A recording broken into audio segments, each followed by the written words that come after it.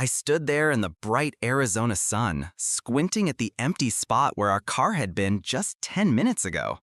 My wife, Sarah, and her friends, Mia, Lisa, and Emily, had vanished. At first, I thought it was one of their dumb jokes. They were always doing things like this, pushing limits, seeing how much I'd take before I snapped.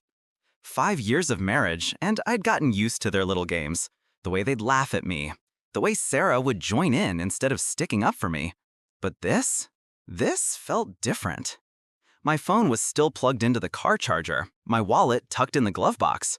All I had was the faded t-shirt and jeans I was wearing, and a growing pit in my stomach as the minutes ticked by. We'd been on this road trip to Lisa's desert cabin for 3 days now, and I'd been miserable the whole time. Sarah had begged me to come, said it'd be a chance to bond with her crew. I wasn't big on the idea. Her friends always treated me like an outsider, tossing out jabs and inside jokes I wasn't part of. But I went anyway, because I loved her, or at least I thought I did. The desert rest stop was in the middle of nowhere, just a dusty little spot off the highway with a flickering sign and a single gas pump. I'd gone inside to use the bathroom, figuring they'd wait. They always waited. Except this time, they didn't. An hour passed. I paced the cracked pavement, kicking pebbles, telling myself they'd come back any second. Tires crunching gravel, Sarah's voice calling out, "Gotcha!" But the road stayed quiet. 2 hours in, sweat was dripping down my neck and my throat was dry. I kept replaying the last few days in my head. The way Lisa smirked when she accidentally spilled coffee on my lap, how Emily whispered something to Sarah that made her giggle while glancing at me, how Mia just watched it all with that smug little grin. I should have seen it coming. They'd been building up to something, and I'd been too dumb to notice. A truck pulled up, its engine rumbling loud enough to shake me out of my thoughts. The driver, a big guy with a gray beard and a stained ball cap, leaned out the window. "You okay, buddy? Been standing there a while." His voice was rough but kind, and it hit me like a punch. I wasn't okay. They weren't coming back. Sarah wasn't coming back. I swallowed hard, trying to keep my voice steady. "Yeah, my ride left me. You think you could help?" He nodded, like it wasn't the first time he'd seen someone stranded out here. "Hop in. Where you headed?" I didn't even know. Home? Back to Sarah? The life we built? But as I climbed into the cab, something shifted inside me. 5 years of her laughing at me, brushing me off, letting her friends treat me like garbage. It all came rushing up, hot and heavy.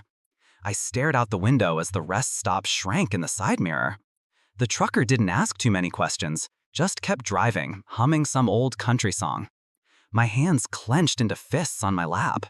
I could have borrowed his phone, called Sarah, demanded answers. But what would she say? "It was a joke, babe. Don't be so sensitive."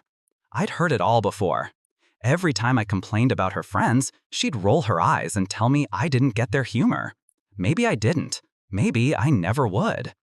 But standing there alone, abandoned like some stray dog, I realized something.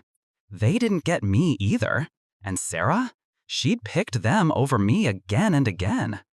The trucker dropped me off at a crossroad, pointing me toward Flagstaff, the nearest town. "Good luck, man," he said, tipping his cap. I nodded, my throat tight, and started walking. My shoes scuffed the dirt, the sun beating down on my head. No phone, no money, no plan. Just me and the open road. Part of me wanted to turn back, to beg someone at the rest stop to call her, to fix this. But another part, a louder part, kept pushing me forward. I was done being the punchline, done being the guy they laughed at. Sarah and her friends thought they'd won, thought they'd broken me. But as I trudged toward Flagstaff, a strange calm settled over me. They hadn't broken me. They'd set me free. I didn't know what was waiting for me in that town. I didn't know how I'd eat, where I'd sleep, or how I'd get by with nothing. But for the first time in years, I wasn't scared of what Sarah would think. I wasn't worried about her friend's next move. I was alone, yeah, but I wasn't helpless. The road stretched out ahead, endless and empty, and I kept walking. They'd left me behind, but maybe that was the best thing they could have done. Maybe this was my chance to figure out who I was without her, without them. By the time the sun started dipping low, turning the sky orange, I'd made up my mind. I wasn't going back. Not to Sarah, not to that life. Whatever came next, it was mine to build. I stood at that dusty crossroad where the trucker dropped me off, the Arizona wind kicking up little swirls of dirt around my feet.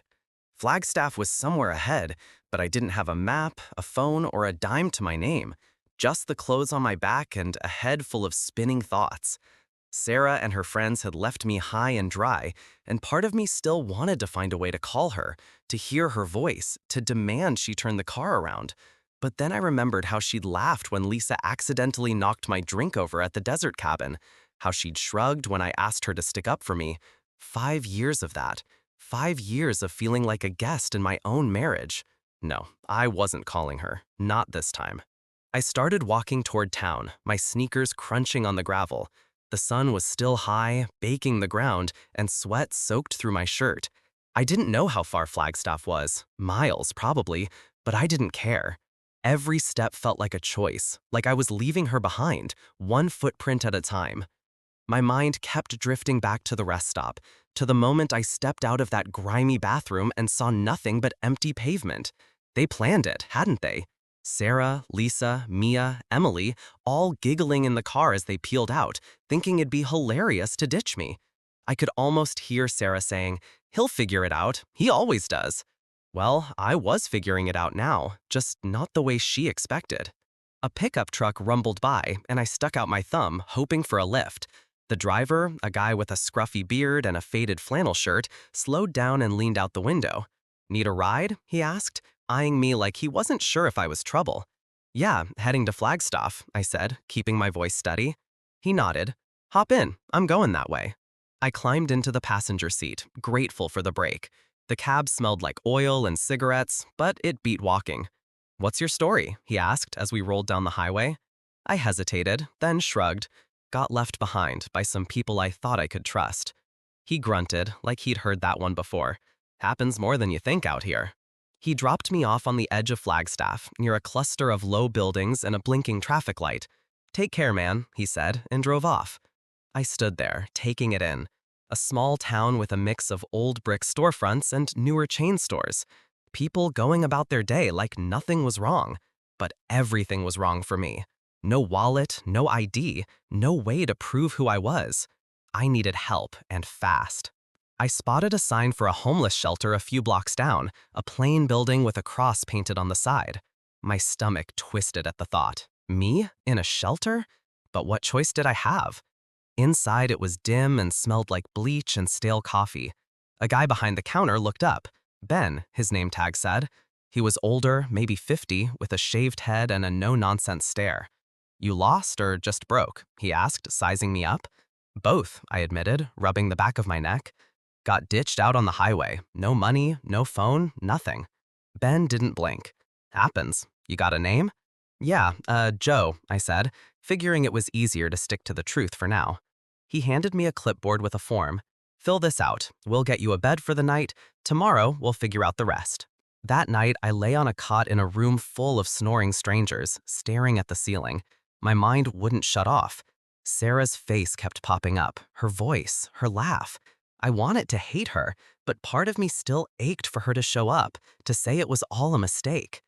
But Ben's words stuck with me. "Tomorrow, we'll figure out the rest." He didn't mess around. The next morning, he sat me down with a cup of weak coffee and a plan. "You need ID to do anything. Job, bank, whatever. Takes time, but we'll start the process. Meantime, you need cash." I nodded, feeling useless.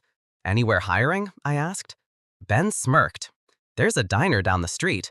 Owner's a tough old broad named Maria. Tell her I sent you." The diner was a squat little place called Maria's, with red vinyl booths and a jukebox in the corner. Maria was behind the counter, a wiry woman in her 60s with tattoos snaking up her arms and a voice like gravel. "Ben says you need work," she said, not even looking up from wiping the counter. "Yeah, I do," I replied, shifting on my feet. "Anything you got." She squinted at me like she was trying to see through me. "Dishwasher quit yesterday. Pays crap, hours are long. You steal from me, you're dead. Start now." I blinked, caught off guard, but nodded. Okay, I'm in. She tossed me an apron, and just like that, I was scrubbing plates in the back, hot water soaking my hands. It wasn't much, but it was something. Something mine. No Sarah, no friends laughing at me. Just me and a stack of greasy dishes. Ben checked in later that week. Help me file for a replacement ID. You're doing all right, Joe, he said, clapping me on the shoulder. I wasn't so sure, but I kept going. The shelter became my home, Maria's diner, my lifeline. I didn't call Sarah, didn't even try. Every night I fell asleep exhausted, but it was a good kind of tired. I was starting over from nothing, and it felt like maybe, just maybe, I could make it work. I woke up on that cot in the shelter every morning with the same ache in my back, the same buzz of snores and coughs from the other guys around me. It had been a couple of weeks since Sarah and her friends ditched me at that desert rest stop, and I was still getting used to this new life. Scrubbing dishes at Maria's diner, sleeping on a borrowed bed, wearing clothes from a donation bin. My hands were raw from the hot water and soap, but I didn't mind. It kept me busy, kept my mind off her. Ben had been a rock, helping me navigate the mess of getting a replacement ID. Takes time, he'd said, handing me a stack of forms, but you'll get there. I nodded, grateful for his gruff kindness, and kept pushing forward. The diner was my world now. Maria didn't mess around. She'd bark orders from the counter, her sharp eyes catching every mistake. "Move faster, Joe, we ain't got all day," she'd yell, but there was no real venom in it. I worked double shifts whenever I could, piling up cash in a little envelope I stashed under my cot. My first paycheck wasn't much, but it was enough to buy a cheap, prepaid phone from the gas station down the street. I held it in my hands, the plastic still shiny, and felt a rush of something like pride. It wasn't fancy, but it was mine, bought with my own money, not Sarah's, not anyone else's. I didn't need her anymore. Then the calls started. I'd only had the phone a day when it buzzed in my pocket while I was elbow deep in suds. I wiped my hands on my apron and pulled it out. Sarah's number flashed on the screen. My stomach dropped. I let it ring, watching it like it might bite me, until it went to voicemail. A minute later, the notification popped up. I shouldn't have listened, but I did. Her voice came through, soft and shaky, like she'd been practicing what to say. "Joe, where are you? We waited for you. It was just a joke. We're so worried. Please call me back." I stood there staring at the sink, the water still running. Worried? They'd left me in the middle of nowhere with nothing. If they'd waited, they'd have come back by now. The phone buzzed again, Lisa this time. I hit play on her voicemail, and her tone was totally different, all smug and casual. "Come on, dude, you have to admit it was hilarious. Call us back, all right?" Hilarious? I clenched the phone so hard my knuckles went white. That's what I was to them, a punchline, a story to laugh about over drinks at the desert cabin. More calls came after that, a flood of them. Sarah again, then Emily, then Lisa, piling up with texts and voicemails. "We miss you. Where'd you go? This isn't funny anymore." I scrolled through them all, my chest tight, my head spinning. Sarah's words kept echoing, fake concern, fake tears. She didn't care. None of them did. I sat on my cot that night, the shelter quiet except for the creak of springs and the hum of the heater. The phone glowed in my hand, their messages lighting up the screen. I listened to Sarah's first one again, then Lisa's, then one from Emily that was just her giggling before it cut off. My thumb hovered over the call button. Part of me wanted to dial Sarah, to scream at her, to ask why she'd done this. But what would it change? She'd just laugh it off or cry and make me feel guilty like she always did. I'd spent years swallowing their crap, smiling through it because I thought that's what a good husband did. Not anymore. I went through the list, Sarah, Lisa, Mia, Emily, and blocked every single one. My finger shook a little as I did it, but once it was done, the phone went silent. No more buzzing, no more lies. I leaned back against the wall, letting out a breath I didn't know I'd been holding. It felt like cutting a rope I'd been tangled in for years. They couldn't reach me now. They didn't get to decide how this ended. I did. The next day, I went back to the diner like nothing had happened, plunging my hands into the dishwater, letting the heat burn away the last of their voices in my head. Maria noticed something was off, though. "You're quiet today," she said, tossing me a rag to wipe down the counter. "Trouble?" I shrugged, not wanting to get into it. Just sorting some stuff out. She snorted. Long as it don't mess with my kitchen, sort away. I smirked at that. She didn't care about my drama, just the job. It was refreshing. Ben checked in later, handing me a paper with a case number for my ID. Coming along, he said. You holding up? I nodded. Yeah, better than I thought. He clapped me on the shoulder and left me to it. By the end of the week, I'd saved enough to buy a second-hand jacket from the shelter's donation pile. Nothing fancy, but it kept the chill off.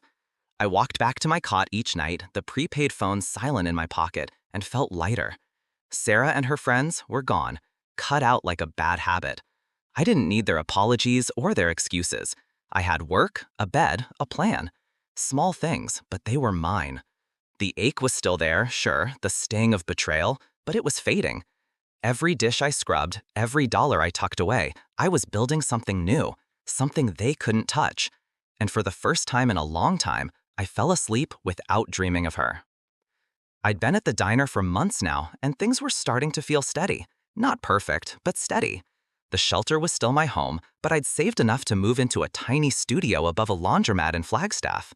It wasn't much, just a single room with a lumpy mattress, a hot plate, and a bathroom so small I could barely turn around in it. But it was mine. No more cots, no more snoring strangers. Just a key in my pocket and a door I could lock. Maria had seen me busting my tail at the diner and bumped me up to prep cook, which meant more hours and a little more cash.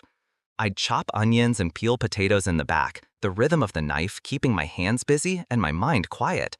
It was hard work, but it felt good, like I was earning something real. The nights were still tough, though. I'd lie on that creaky mattress, staring at the water stains on the ceiling, and Sarah would creep into my head. I'd see her smile, hear her laugh, not the mean one she used with her friends, but the soft one she'd give me back when things were good, back before I became her punching bag. I'd wonder what she was doing, if she missed me, if she even cared. The loneliness hit hard sometimes, a cold weight in my chest that wouldn't go away. But then morning would come and I'd drag myself out of bed, pull on my jacket, and head to the diner. No fear of her judgment, no cruel jabs from her friends. Just me, free to breathe, free to be. I'd been at the diner for months now, and things were starting to feel steady. Not perfect, but steady. The shelter was still my home, but I'd saved enough to move into a tiny studio above a laundromat in Flagstaff. It wasn't much, just a single room with a lumpy mattress, a hot plate, and a bathroom so small I could barely turn around in it. But it was mine. No more cots, no more snoring strangers. Just a key in my pocket and a door I could lock. Maria had seen me busting my tail at the diner and bumped me up to prep cook, which meant more hours and a little more cash. I'd chop onions and peel potatoes in the back, the rhythm of the knife keeping my hands busy and my mind quiet. It was hard work, but it felt good, like I was earning something real. The nights were still tough, though. I'd lie on that creaky mattress, staring at the water stains on the ceiling, and Sarah would creep into my head. I'd see her smile, hear her laugh, not the mean one she used with her friends, but the soft one she'd give me back when things were good, back before I became her punching bag. I'd wonder what she was doing, if she missed me, if she even cared. The loneliness hit hard sometimes, a cold weight in my chest that wouldn't go away. But then morning would come and I'd drag myself out of bed, pull on my jacket, and head to the diner. No fear of her judgment, no cruel jabs from her friends. Just me, free to breathe, free to be. One night after a long shift, I was messing around with my prepaid phone, bored and restless. I kept it simple, no contacts, no ties to the past. But curiosity got the better of me. I made a fake social media account, just a random name and no picture, and looked her up.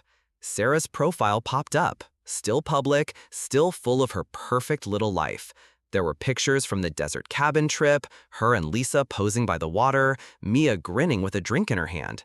Then I saw it, a post about me. It was a photo of us from years ago, smiling at some picnic, and her caption hit me like a slap. I stared at it, my thumb frozen on the screen. Missing me? She hadn't even gone back for me. She'd driven off and left me to rot. I almost laughed right there in that dingy apartment, the sound bouncing off the bare walls. It was so fake, so Sarah, turning herself into the victim, like I'd wandered off on my own instead of being abandoned. I scrolled through the comments. Lisa saying, "He'll turn up, don't worry." Emily chiming in with, "Sending you hugs." And my stomach turned. They were all in on it, playing this game like I was the bad guy. I clicked off the phone and tossed it onto the mattress, running my hands through my hair. She hadn't changed. None of them had. But I had. I wasn't the guy in that picnic photo anymore, the one who'd grin and take it while they tore me down. I was someone else now, someone they didn't know. The next day at the diner, I was quieter than usual, still chewing on what I'd seen. Maria noticed, of course. She always did. "You look like someone kicked your dog," she said, sliding a plate of fries my way during a slow moment. I shrugged, picking at the food. "Just thinking too much?" She raised an eyebrow, her tattooed arms crossed. "About what? That ex of yours?" I froze, surprised she'd guessed it. I'd never told her the whole story, just bits and pieces. "Yeah," I admitted. "Saw something online. She's acting like she's the one who got hurt." Maria snorted, loud and sharp. "Sounds like a real piece of work. Good riddance, kid." I nodded, managing a small smile. She was right. Good riddance. Work kept me grounded. I'd dice vegetables, flip burgers when the cook needed a hand, wipe down counters, anything to keep moving. The diner had its regulars, folks who'd nod at me or leave a couple bucks on the table, and that felt good, like I was part of something. My hands were calloused now, my arms stronger from hauling crates and scrubbing pans. I'd catch my reflection in the diner's glass door sometimes. Tired eyes, messy hair, but a guy who was making it, one day at a time. Sarah's post faded from my mind, replaced by the clatter of plates and Maria's gruff voice calling out orders. I stopped checking her social media after that. Didn't need to. Whatever she was saying, whatever story she was spinning, it didn't matter. I had my studio, my job, my life. Small, sure, but growing. The loneliness still came around, especially on quiet nights when the laundromat downstairs hummed and rattled, but it wasn't as sharp anymore. I'd wake up to the smell of detergent drifting through the floorboards, pull on my boots, and head out into the cold morning air. No one was waiting to mock me. No one was rolling their eyes at my every word. I could just be Joe, plain, simple Joe. And that was enough. For the first time in years, I felt like I was standing on solid ground, not sinking in quicksand. Freedom wasn't loud or flashy. It was this: my key, my paycheck, my choice. And I wasn't giving it back. I'd been living above the laundromat for a while now, settling into a routine that felt like mine. Work at the diner, save my cash, sleep in my own space. The days blended together, but they were good days, steady ones. Then she walked in, Lily.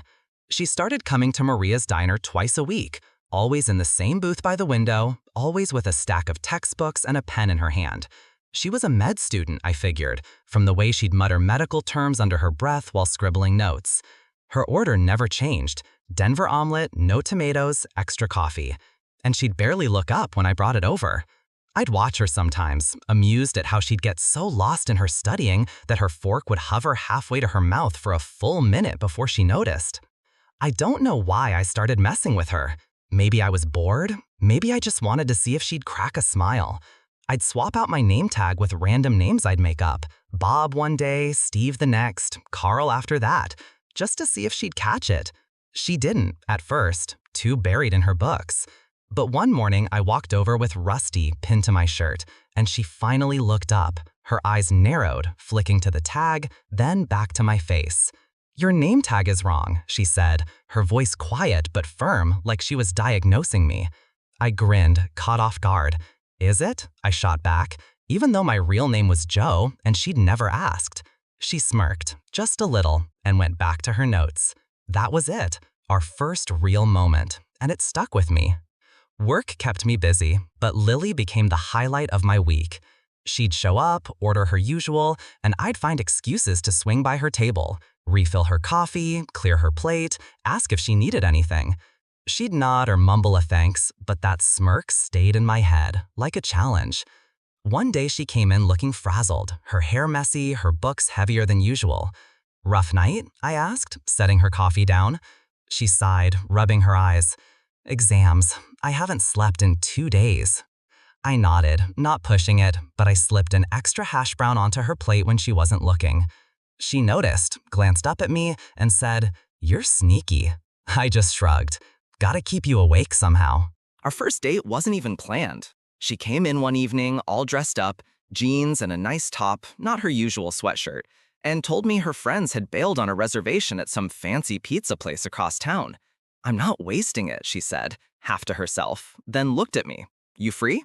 I was wiping down the counter, my shift almost over, and Maria was in earshot. "Go on, kid," she barked, waving me off. "You're no use to me moping around." So I went.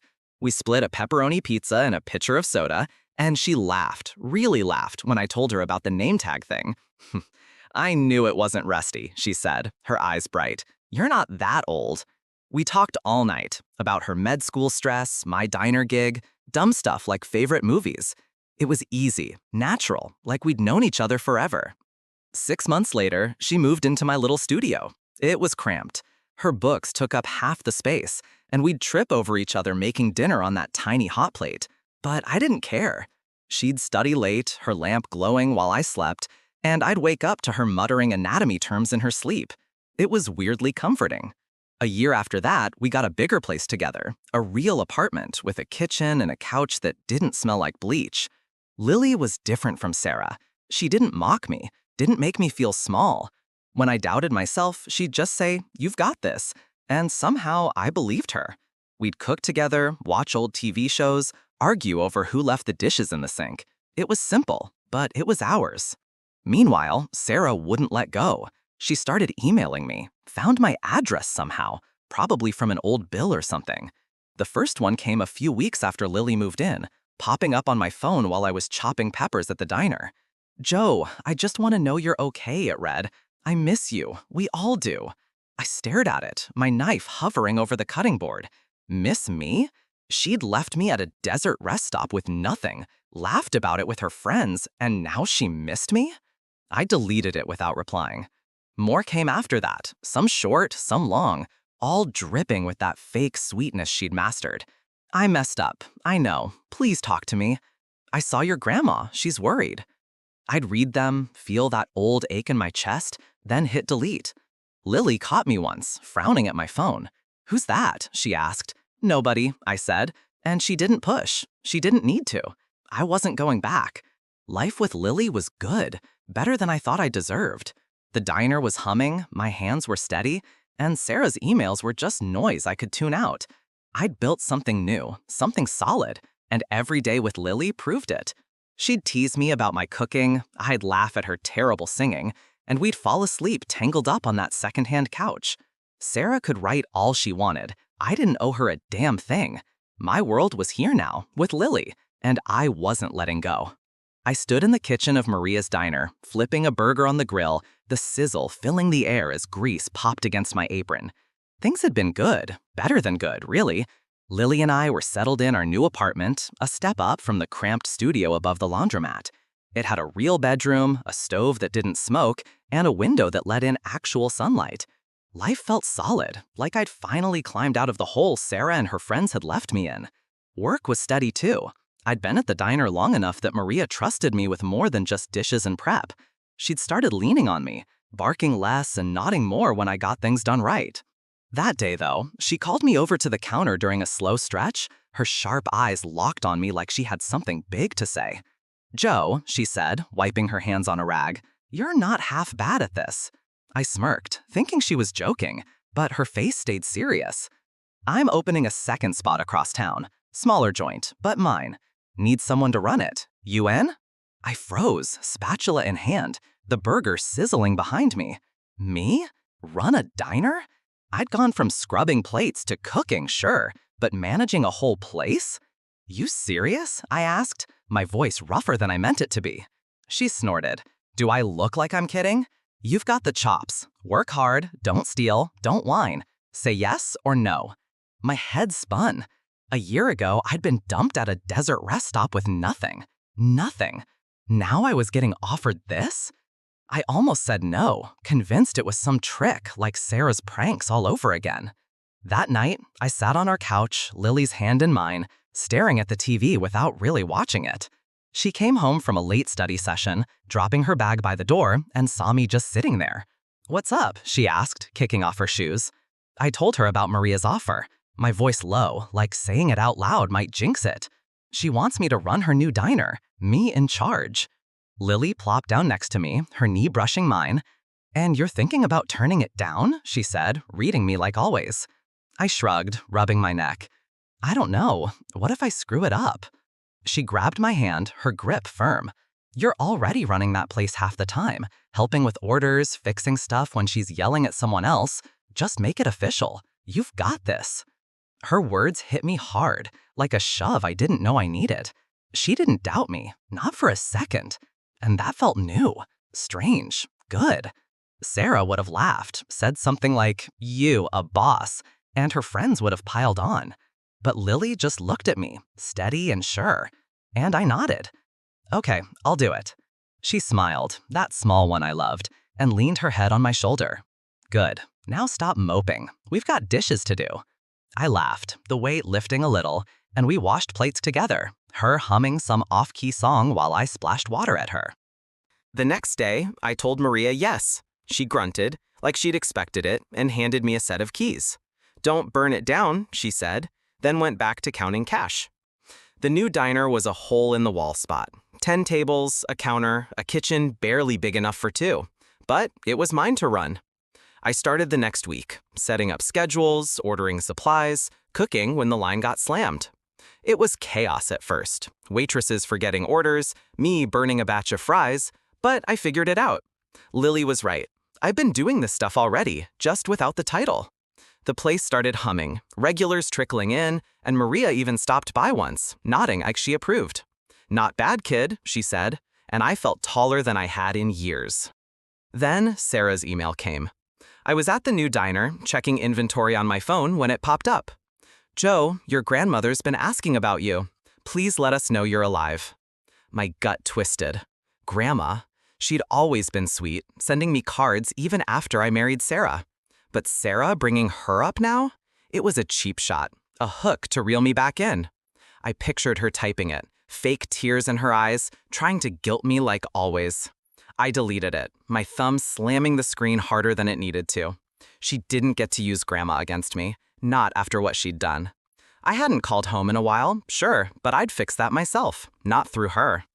I threw myself into the diner after that, keeping my hands busy so my mind wouldn't wander. The place was picking up, truckers stopping by, locals chatting me up like I was one of them. I'd come home to see Lily studying at our table, her books spread out, and she'd ask how it went. "Good," I'd say, and mean it. We'd cook dinner, nothing fancy, just pasta or burgers, and talk about her classes, my day, the future. Sarah's emails kept coming, piling up in my trash folder, but I didn't open them. She was a ghost, a shadow I could ignore. My life was here, the diner, Lily, the keys in my pocket. I'd been abandoned once, left to figure it out, and I had. Now I was building something better, something they couldn't touch. Every night I locked up the diner, drove home to Lily, and felt like a man who'd finally found his footing. I was flipping eggs in the kitchen of my third diner, the one on the edge of town, when my phone buzzed in my pocket. The morning rush was in full swing. Truckers hollering for coffee, waitresses darting between tables, and I almost ignored it. 15 years had turned me into a different man. Lily and I were married, 2 kids tearing up our house, 3 diner locations keeping me busy. Life was good, loud, full. Nothing like the empty shell I'd been when Sarah left me at that desert rest stop. I wiped my hands on my apron, pulled out my phone, and saw it. A LinkedIn notification. "Someone viewed your profile 27 times today." My stomach did a little flip. I didn't use LinkedIn much, just a basic page with my name, the diners, a blurry photo Lily made me take. But 27 times? That wasn't normal. I tapped it open, the grill hissing behind me, and there she was, Sarah. Her name hit me like a cold splash of water. Right there on the screen, tied to some company I didn't care about. 27 views in one day. She'd been digging through my life, over and over. I set the phone down, my hands gripping the counter, trying to steady myself. 15 years, and she was back, creeping in like a shadow I thought I'd shaken off. I flipped the eggs, barely watching, my mind racing. What did she want? Why now? I'd blocked her emails years ago, ignored her guilt trips, built a whole world without her. But here she was, poking around, silent but loud in my head. The diner smelled like bacon and syrup, the clatter of plates keeping me grounded. I plated the eggs, handed them off to a waitress, and tried to focus. Coffee needed refilling. Hash browns were burning. But Sarah's name stuck with me. I pictured her sitting somewhere, clicking my profile, seeing the diners, maybe even the old job at Maria's I'd listed. Did she know about Lily? The kids? I hadn't posted much, just enough to look legit. But 27 views meant she was looking hard. I wiped my forehead, sweat mixing with the heat, and grabbed my phone again. Her profile stared back. Sarah, older now, haircut short, a tight smile in her picture. Consultant, it said. I didn't read more, didn't want to. I stepped into the back, a tiny storeroom with shelves of flour and canned goods, and leaned against the wall. My heart was thumping too fast, like I'd run a mile. 15 years, 2 kids, a wife, a business, and she could still rattle me. I hated that. I'd worked so hard to bury her, to forget the desert rest stop, the laughter, the way she'd made me feel like nothing. Now she was back, not even saying anything, just watching. Was she jealous? Mad? Desperate? I ran my hands through my hair, pacing the cramped space. Part of me wanted to message her, "What's your deal?" But I stopped myself. That's what she'd want. Me reaching out, giving her a crack to slip through. I went back to the grill, threw myself into the rush, cooking, pouring, wiping down tables when the waitresses got swamped. The regulars nodded at me. Some guy asked for extra ketchup. And I kept moving, kept my hands busy. But she was there, in the back of my mind, those 27 views, like an itch I couldn't scratch. I wiped my forehead, sweat mixing with the heat, and grabbed my phone again. Her profile stared back. Sarah, older now, haircut short, a tight smile in her picture. Consultant, it said. I didn't read more, didn't want to. I stepped into the back, a tiny storeroom with shelves of flour and canned goods, and leaned against the wall. My heart was thumping too fast, like I'd run a mile. 15 years, 2 kids, a wife, a business, and she could still rattle me. I hated that. I'd worked so hard to bury her, to forget the desert rest stop, the laughter, the way she'd made me feel like nothing. Now she was back, not even saying anything, just watching. Was she jealous? Mad? Desperate? I ran my hands through my hair, pacing the cramped space. Part of me wanted to message her, "What's your deal?" But I stopped myself. That's what she'd want. Me reaching out, giving her a crack to slip through. I went back to the grill, threw myself into the rush, cooking, pouring, wiping down tables when the waitresses got swamped. The regulars nodded at me. Some guy asked for extra ketchup. And I kept moving, kept my hands busy. But she was there, in the back of my mind, those 27 views, like an itch I couldn't scratch. I didn't tell Lily when I got home that night. She was on the couch, folding laundry, the kids upstairs yelling about some game. "Busy day?" she asked, glancing up. "Yeah," I said, forcing a smile, kissing her forehead. "Same old." She didn't push, just handed me a pile of socks to sort, and I sat there folding, pretending everything was fine.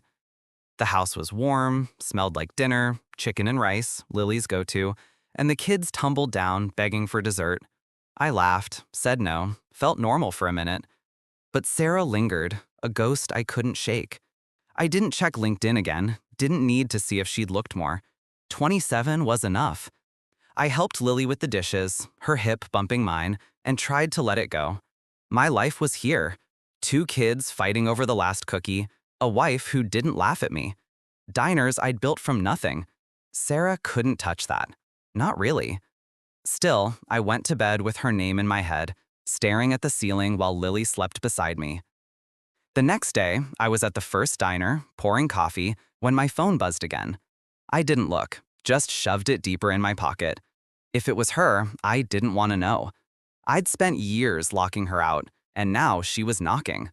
quiet but steady. I focused on the work, grill, counter, cash register, kept my hands moving, my voice steady. She was out there, somewhere. But I was here, standing tall. Whatever she wanted, whatever game she was playing, I wasn't biting. Not yet. Not ever, if I could help it. I was wiping down the counter at the original diner, the one Maria first hired me for, when the door jingled and they walked in. Sarah, Lisa, and Mia. It was 3 days after those LinkedIn alerts, and I'd been on edge, half expecting something like this. The breakfast rush had just died down, leaving a handful of regulars sipping coffee, the air thick with grease and burnt toast. I saw them before they saw me. Sarah's short hair catching the light, Lisa's swagger still there, Mia hunched like she wanted to disappear. My gut twisted, hands freezing on the rag. 15 years since they ditched me at that desert rest stop, and now they were here, in my diner, my turf. I didn't move, just watched them pick a booth by the window and sit, their voices low but familiar. I could have stayed back, let the waitress handle it, but something pulled me out there. Maybe anger, maybe just needing to see it through. I grabbed a pot of coffee, more for something to hold than anything else, and walked over. Sarah spotted me first, her eyes going wide, her mouth dropping open. "Oh my God, it's you," she said, her voice shaky, like she hadn't rehearsed it. Lisa leaned back, smirking like always. "Hey, look at you, big shot." Mia glanced up, then down fast, her hands fidgeting with the menu. I stood there, coffee pot in hand, looking at them. Older, worn, desperate in a way I didn't expect. "What do you want?" I asked, keeping it short, my voice harder than I felt. Sarah shifted, leaning forward, her fingers twisting together. "Joe, can we talk, please?" I didn't sit, didn't soften. "I'm working. Talk." She swallowed, glancing at Lisa for backup, and started. We need your help." It spilled out. Her little business went under, her marriage, some guy I didn't know, fell apart, and she was broke. Begging now. Lisa jumped in, casual like it was no big deal. "You're doing all right, right? 3 diners. We just need a hand, for old time's sake." Mia nodded, barely audible. Just a little help. I listened, letting it sink in. Sarah's sob story, Lisa's charm, Mia's guilt. They planned this. Track me down, thought I'd roll over. I stood there, coffee pot still hot in my grip, watching them squirm. Sarah's eyes got wet, Lisa's smirk twitched. Mia shredded the edge of her menu. I remembered her LinkedIn stalking, 27 views, then showing up here, thinking I'd cave because I used to. "Wait here," I said, turning away. I walked to the office, a cramped box with a desk and a stack of receipts, my boots heavy on the floor. They wanted money. After leaving me with nothing, laughing about it, they thought I'd just hand it over. I sat down, the chair creaking, and stared at the wall. My hands shook a little, not from fear, from anger. I could have yelled, thrown them out, but I didn't. I grabbed an envelope, wrote a check, and headed back. They were still there, whispering, head snapping up when I walked over.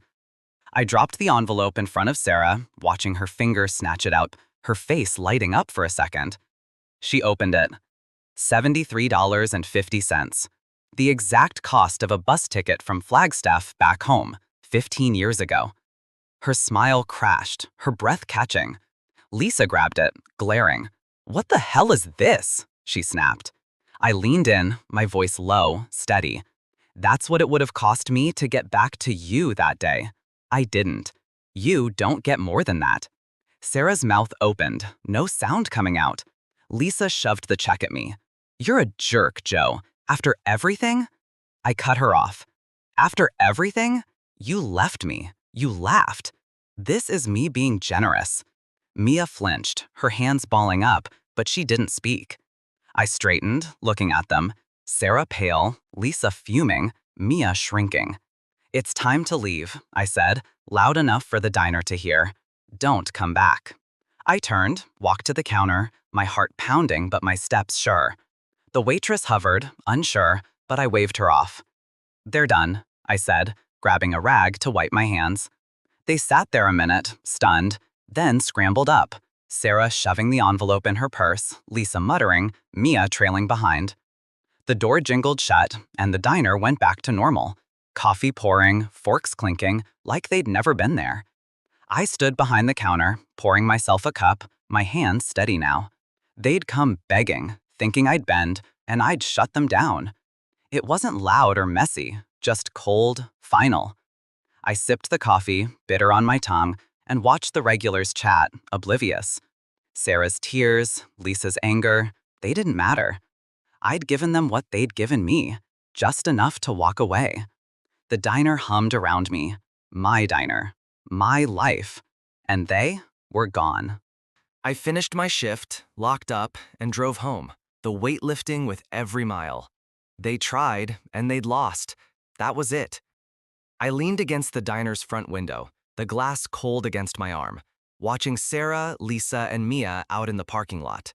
They'd just stormed out after I handed them that $73.50 check, bus fare from Flagstaff, nothing more. And now they were at it, arguing like kids caught stealing. Lisa was loud, her hands slashing the air, her face twisted up like she wanted to hit something. Sarah stood there, the envelope crumpled in her fist, staring at the ground, her shoulders hunched. Mia hung back, her arms crossed tight, looking like she might bolt or cry, maybe both. I couldn't hear them through the window, but I didn't need to. They'd come in begging, thinking I'd cave, and I'd sent them packing. Now they were unraveling, and I just watched, feeling nothing. The sun was low, painting the lot orange, their shadows stretching long across the gravel. Lisa jabbed a finger at Sarah, her mouth moving fast, probably blaming her for dragging them here, for screwing it up. Sarah shook her head, slow and tired, then shoved the check into her purse like it was trash. Mia shifted, glancing at the diner, her eyes catching mine for a second before darting away. I didn't move, didn't blink, just stood there, my coffee mug cooling on the counter behind me. They could fight all day out there. It didn't touch me. I'd given them what they deserved, closed the book on 15 years of their garbage, and that was that. I turned away, grabbing the mug and taking a sip. Cold now, bitter, but I didn't care. The diner was quiet, just a couple of regulars lingering over pie, the jukebox humming some old tune. I wiped down the counter, slow and steady, letting the rags soak up the day. The waitresses buzzed around, clearing tables, shooting me quick looks but keeping their mouths shut. They knew something had happened, those three walking in, me walking out with that envelope, but I didn't explain. "You good, Joe?" one asked, stacking plates. "Yeah," I said, short and sharp, and went back to wiping. I didn't want their questions, didn't want to drag it out. Sarah and her crew were gone, and I was done. Driving home, the truck's engine growled under me, the road dark except for my headlights cutting through. My hands gripped the wheel, my mind stuck on that scene.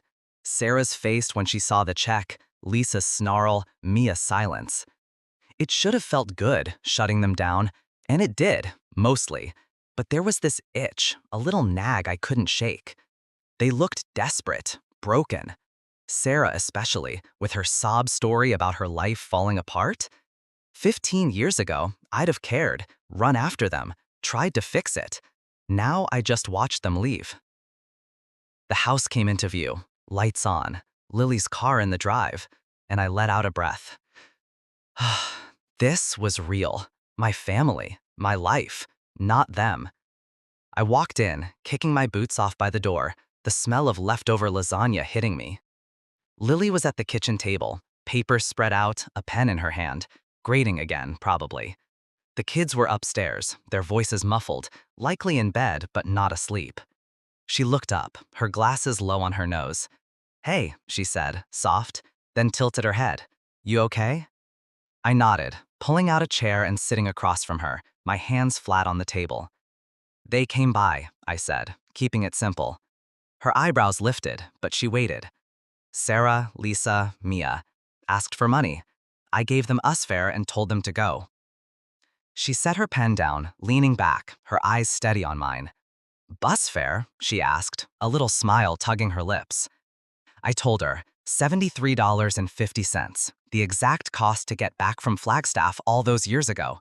How Sarah's face fell, how Lisa snapped, how I walked away. Lily listened, her hand resting on the table, calm like always. When I finished, she reached over, her fingers brushing mine. "They can't take anything from you that you don't give them," she said, her voice firm, quiet. I looked at her, those words sinking in, and nodded. "Yeah," I said, my throat tight. She squeezed my hand, then went back to her papers, leaving me sitting there, the weight lifting a little. She didn't need to say more. She got it, got me, and that was enough. We ate leftovers later, just the two of us, the kids finally quiet upstairs. I poked at the lasagna, my head still half in the parking lot. Lisa yelling, Sarah staring, Mia shrinking. It didn't matter what they said out there, who they blamed. They'd come for a handout, and I'd given them a mirror instead. Lily didn't ask more, just talked about the kids, our son's math test, our daughter's new obsession with drawing cats. I smiled, nodded, let her pull me back to now. After we cleaned up, her hip bumping mine at the sink, I felt steady again. That night, lying in bed, Lily's breathing slow beside me, I stared at the ceiling.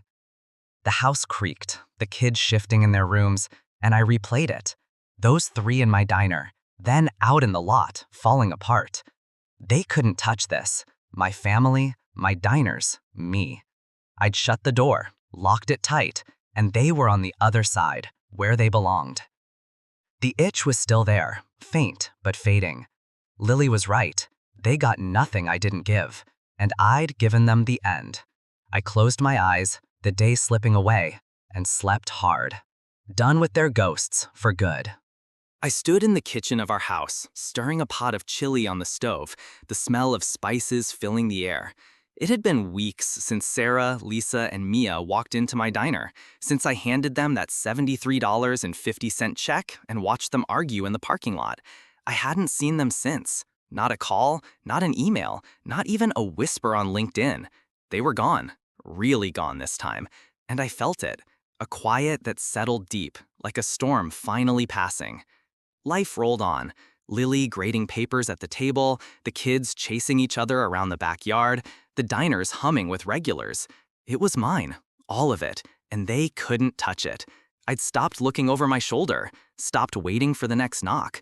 The chili bubbled, steam rising, and I tasted it. Needed more salt, maybe a kick of pepper. Lily glanced up from her stack of tests, her glasses slipping down her nose. "Smells good," she said, smiling that small smile I loved. "Better be," I shot back, grinning, and she laughed, soft and easy. The kids burst in from outside, our son waving a muddy stick, our daughter yelling about a bug she'd found. "Out, both of you, wash up," I barked, pointing to the sink, and they groaned but obeyed, splashing water everywhere. It was chaos, loud and messy, but it was ours. Sarah's face, those tears she tried to sell me, faded a little more every day, replaced by this. Work was good too. I bounced between the three diners, flipping burgers, checking stock, joking with the waitresses.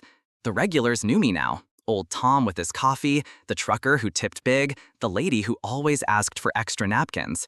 They'd nod, say, "Hey, Joe," and I'd nod back, feeling like I belonged. Maria stopped by the first diner one morning, her tattoos faded, but her glare still sharp. "You didn't screw it up," she said, looking around, then clapped my shoulder and laughed. High praise from her. I laughed to myself, pouring coffee for a table, and thought about how far I'd come. From a desert rest stop nobody to this. I didn't check on Sarah anymore. No fake social media accounts, no late-night scrolls. I'd done that once, years back, seen her play the grieving widow. But now I didn't need to know. She was out there somewhere, living whatever life she'd made after her business tanked, her marriage crumbled. Lisa and Mia too. Maybe still mad, maybe still blaming her. It didn't matter. They'd come begging, and I'd shut the door. That $73.50 check was the last thing I'd ever give them. Just enough to walk away, like they'd left me to do. I didn't feel bad, didn't feel guilty. I felt free. Lily and I took the kids to the park that weekend, a crisp fall day with leaves crunching under our boots. Our son ran ahead, kicking a ball, while our daughter clung to my hand, pointing at every squirrel. Lily walked beside me, her arm brushing mine, and we didn't say much, just watched, breathed, lived.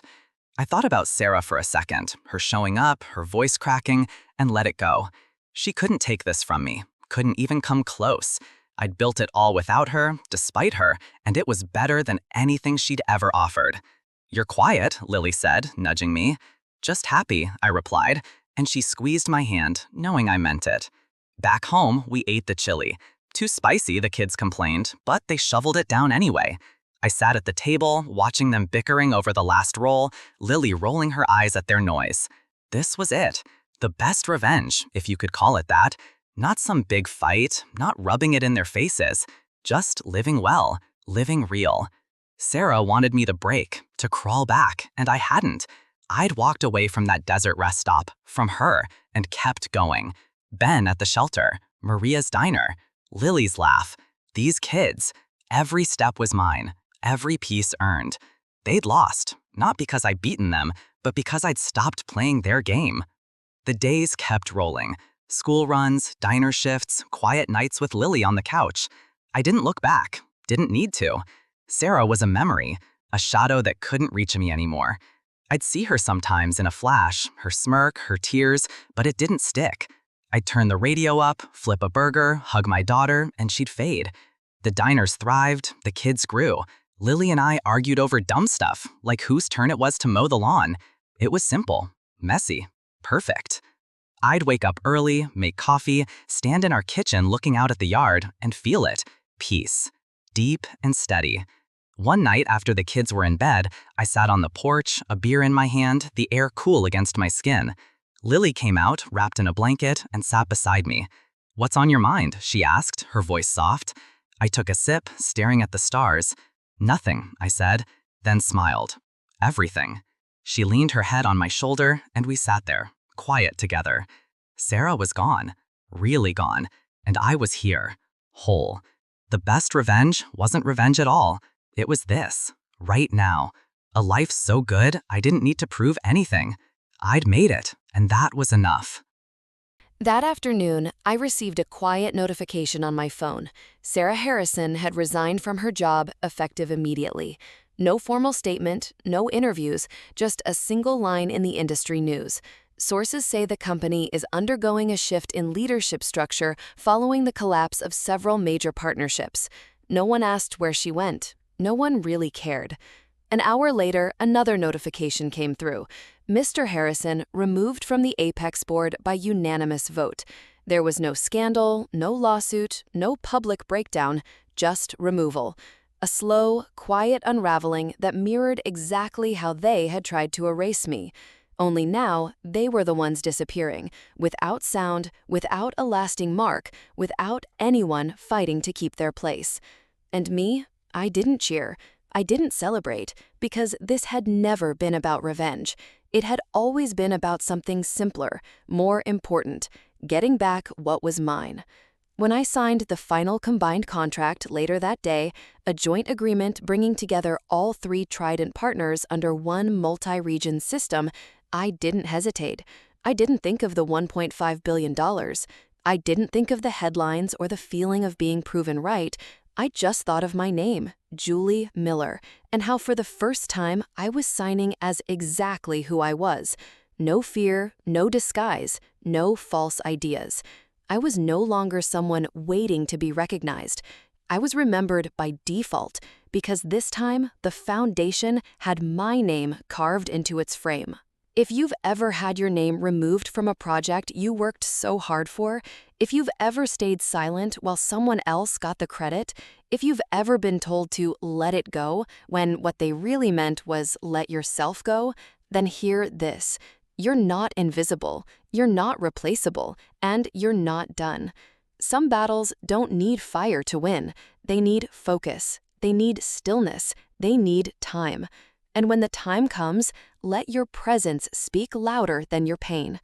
If Julie's journey touched something in you, if you've ever been overlooked, underestimated, or erased, don't stay silent. Like this video, leave a comment, and share it with someone who needs to hear it. And if you want more stories where the quiet ones rise, hit subscribe. We're just getting started.